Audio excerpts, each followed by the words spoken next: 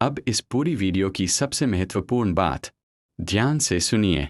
Trading में आपका account किसी एक बड़े लॉस से खत्म नहीं होता।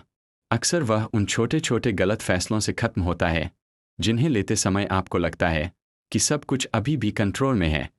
एक स्टॉप लॉस हिट हुआ, आपने कहा बस एक ट्रेड और। दूसरा लॉस हुआ, आपने कहा अब सेटअप और भी स्ट्रांग है। तीसरा लॉस हुआ, आपने पोजीशन साइज बढ़ा दी। अब आपको प्रॉफिट नहीं चाहिए था, आपको सिर्फ अपना पैसा वापस चाहिए था। और यहीं से ट्रेडर मार्केट से नहीं, अपने ही माइंड से हारना शुरू कर देता है। याद रखिए, सबसे खतरनाक ट्रेड वह नहीं है जिसमें आपका स्टॉप लॉस हिट हो जाए। सबसे खतरनाक ट्रेड वह है जो आप स्टॉप लॉस हिट होने के तुरंत बाद इमोशन में लेते हैं। मैंने भी यह गलती कई बार की है। मुझे लगता था कि लॉस के बाद ट्रेडिंग बंद करना कमजोरी है। मैं खुद से कहता था अगला ट्रेड सब रिकवर कर देगा। लेकिन सच्चाई बिल्कुल अलग थी। मार्केट वही रहती थी, चार्ट वही रहता था, लेकिन मैं वही ट्रेडर नहीं रहता था। अब मैं सेटअप नहीं देख रहा था, मैं अपना दर्द मिटाने का रास्ता ढूंढ रहा था। और उसी दिन मैंने अपनी ट्रेडिंग का सबसे महत्वपूर्ण नियम बनाया। मैं एक दिन में उतना ही लॉस स्वीकार करूंगा जिसके बाद भी मैं अगले दिन शांत दिमाग से वापस मार्केट में बैठ सकूं। यही है डेली लॉस लिमिट का असली उद्देश्य।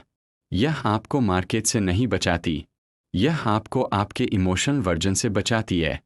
अगर आपकी डेली लॉस लिमिट पूरी हो चुकी है तो लैपटॉप बंद कर दीजिए।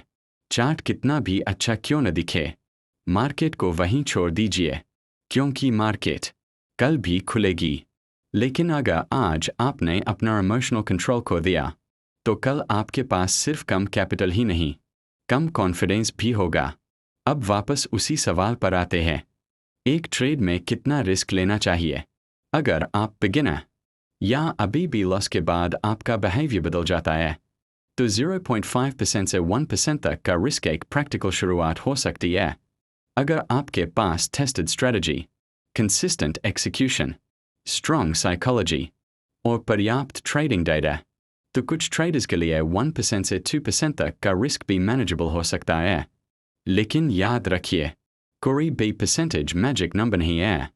सही रिस्क वही है जो लूजिंग स्ट्रीक के बाद भी आपको गेम में बनाए रखे, जो आपकी डिसीजन क्वालिटी को बचाए, जो आपको फियर, ग्रीड और रिवेंज से दूर रखे। और अब मैं आपको एक आखिरी सवाल देकर जाना चाहता हूँ।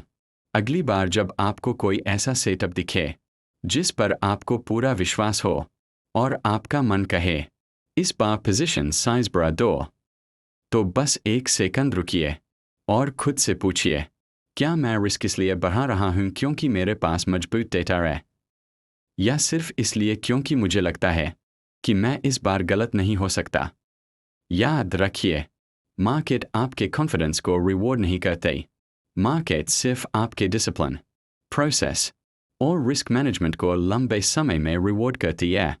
एक ट्रेड आपका भविष्य तय नहीं करता, एक विनिंग स्ट्रीक आपको प्रोफेशनल नहीं बनाते, और एक लूजिंग स्ट्रीक आपकी स्ट्रेटजी को बेकार साबित नहीं करते। लेकिन रिस्क पर कंट्रोल खो देना आपकी पूरी ट्रेडिंग जर्नी खत्म कर सकता है।